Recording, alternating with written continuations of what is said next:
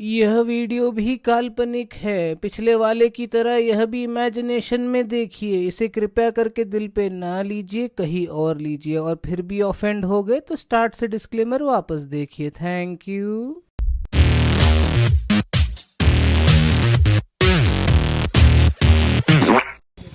भाग साला हटो ने। बड़ बुजुर्ग आदमी के बैठे देवे के चाहे, लड़का से यहाँ आके बैठता। सुन ना तहाँ काहे ला बैठत रे? आओ ना सब अब बैठ जो। हट साला बा मौगे बारे।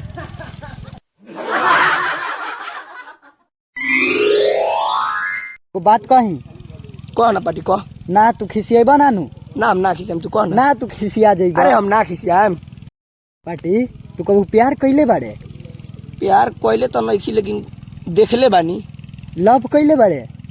लव कइले तो नहीं, लेकिन हमरा गांव में रोज आवेला लव।